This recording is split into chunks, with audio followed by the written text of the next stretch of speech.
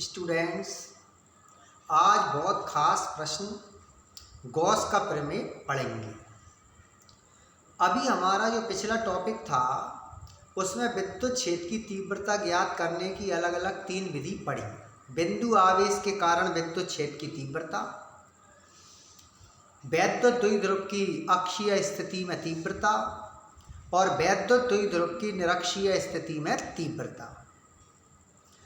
अब यदि हमको विद्युत क्षेत्र की तीव्रता और अलग अलग आकृतियों में निकालना है, जैसे गोले के कारण, बेलन के कारण, खोखला गोला, ठोस गोला, बिंदु आवेश, रेखा आवेश, प्लेट, यदि हम निकालना चाहें तो फिर इसके लिए हमको एक खास गॉस का प्रमेय पढ़ना है। जैसे ही गॉस का प्रमेय हम पे आएगा तो हम किसी भी वस्तु के कारण विद्युत क्षेत्र की तीव्रता ज्ञात कर सकते हैं। ऐसा खास गॉस का प्रमेय 15 साल से हर साल परीक्षा में आता है।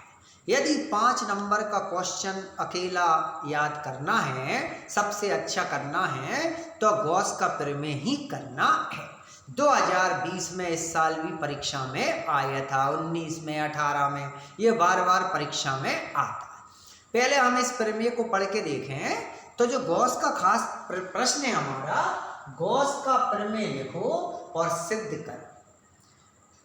उत्तर लिखें, स्टेटमेंट देखें इसका। इस प्रमेय के अनुसार किसी बंद पृष्ठ से गुजरने वाला संपूर्ण विद्युत फ्लक्स फाई ई, संपूर्ण होता है ना तो डी नहीं लगाते, और बंद पृष्ठ मतलब ऐसा कोई बंद आकृति होगी, अभी चित्र बना के देखेंगे। किसी बंद पृष्ठ से गुजरने वाला संपूर्ण विद्युत फ्लक्स फाई ई उस बंद पृष्ठ के अंदर उपस्थित कुल आवेश Q का 1/ε0 गुना होता है। ε0 मीन्स बाह्य या निर्वात की विद्युतशीलता और Q आवेश। यदि हम इसको सूत्र के रूप में लिखें तो विद्युत फ्लक्स को फाई ई से प्रदर्शित करते हैं, आवेश को Q से, और 1/ε0 गुना होता है, ये गुणा कर दिया। मिलाकर लिखें तो विद्युत फ्लक्स फाई ई बराबर Q/ε0। ये गॉस का प्रमेय है। यदि अकेला इतना ही आ जाए तो 2 नंबर का है, और यदि सिद्ध करने को आए तो फिर जो है इसका प्रमाण या प्रूफ लिखेंगे, जो 3 नंबर का है, पूरा मिलाकर 5 नंबर का है। सबसे पहले देखें तो एक बंद पृष्ठ है।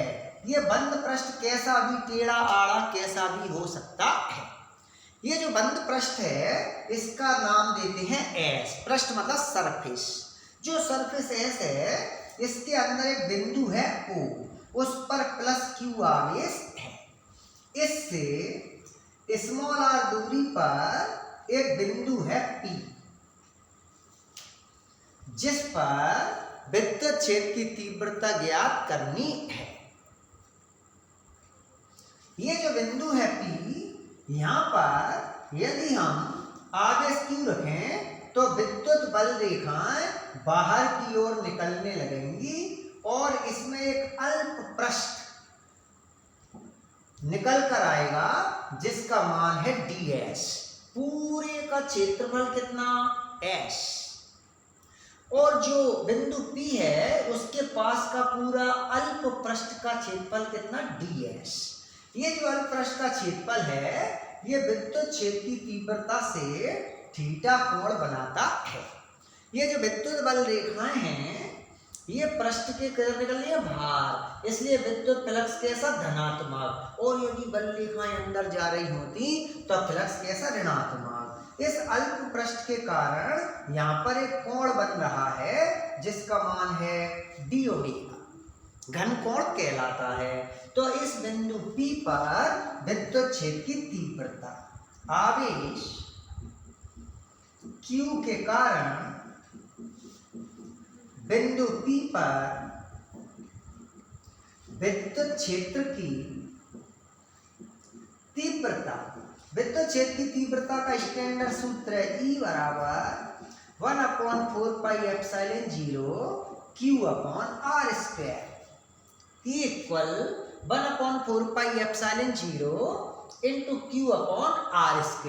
ये बिंदु P पर विद्युत क्षेत्र की तीव्रता है। हमको विद्युत फ्लक्स का मान चाहिए। तो ये जो अल्प पृष्ठ है उसको घेरे हुए एक जो है बिंदु जो P है उस पर विद्युत फ्लक्स का मान निकालते हैं। तो अल्प पृष्ठ ds के कारण अल्प ds से गुजरने वाला विद्युत फ्लक्स का सूत्र लिखें तो पृष्ठ अल्प है तो विद्युत फ्लक्स भी कैसा अल्प। जो विद्युत फ्लक्स है उसका सूत्र है E ds cos थीटा। ये विद्युत फ्लक्स D मीन्स कम और पृष्ठ भी कैसा अल्प तो विद्युत फ्लक्स भी कैसा कम।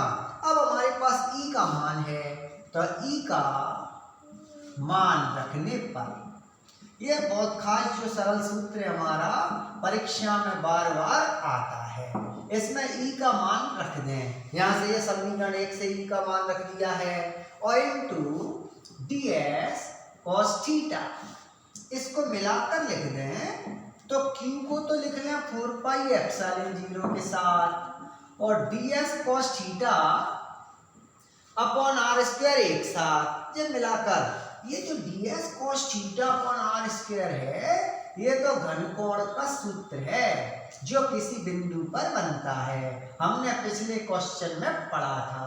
तो इसको d ओमेगा कहते हैं। d omega equal ds cos theta r²। यहाँ पे रख दें तो ये जो हमारा मान आया है ये अल्प पृष्ठ से गुजरने वाला विद्युत फ्लक्स आ गया। हमको चाहिए पूरे पृष्ठ से तो संपूर्ण पृष्ठ S से गुजरने वाला कुल विद्युत फ्लक्स। यदि हम कुल विद्युत फ्लक्स निकालना चाहें तो इस समीकरण 2 का क्या करना पड़ेगा समाकलन इंटीग्रल कर दें। इसका इंटीग्रेशन कर दें समीकरण 2 का तो दोनों पक्षों पे इसमें इंटीग्रेशन का क्या बना दें निशान। अब इधर d और समाकलन एक दूसरे का उल्टा होता है कट जाता है हट जाता है और Q/4πε0 भार तो d और समाकलन कट जाएंगे तो क्या बचेगा ओमेगा। ये जो बंद पृष्ठ है बंद पृष्ठ से बनने वाला घन कोण ये हमने निकाल रखा था पहले से ही 4π होता है। इसमें 4π रख दें तो phi इक्वल Q/4πε0 इंटू 4π। 4π से 4π काट दें तो phi इक्वल Q/ε0। यही गॉस का प्रमेय कहलाता है जो बहुत खास गॉस का प्रमेय बार बार परीक्षा में आता है। वो परीक्षा में जो आता है बन गया है 5 नंबर का बहुत खास है। अब जो गॉस का प्रमेय है इसकी कुछ कंडीशन है 2-3। तो पहली देखें हम का गॉस का प्रमेय phi बराबर Q/ε0 और ये जो विद्युत फ्लक्स है इसका हमने एक और सूत्र पढ़ा हुआ है कि phi इक्वल समाकलन E ds cos थीटा। दोनों को बराबर कर दें समीकरण 1 और 2 से। यदि बराबर करें तो समाकलन E ds cos theta equal Q/ε0। यदि कहीं पर ऐसा लिखा आ जाए तो यह भी क्या है गॉस का प्रमेय। मतलब गॉस का प्रमेय का एक स्टैंडर्ड सूत्र तो ये है और ये भी एक स्टैंडर्ड सूत्र है। यदि मान लो ऐसा होता कि एकांक आवेश होता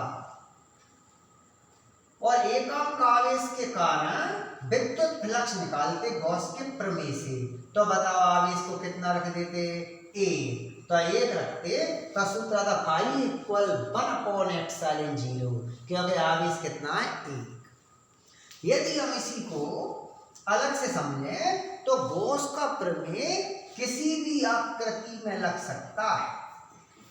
जो गॉस का प्रमेय है किसी भी आकृति के लिए सत्य है, चाहे गोला हो, चाहे बेलन हो, चाहे पृष्ठ हो, कोई भी आकृति हो, तो गॉस का प्रमेय जो है वो सब में लग सकता है। और जहां भी गॉस का प्रमेय लगता है वहां थीटा का वैल्यू 0 डिग्री होता है।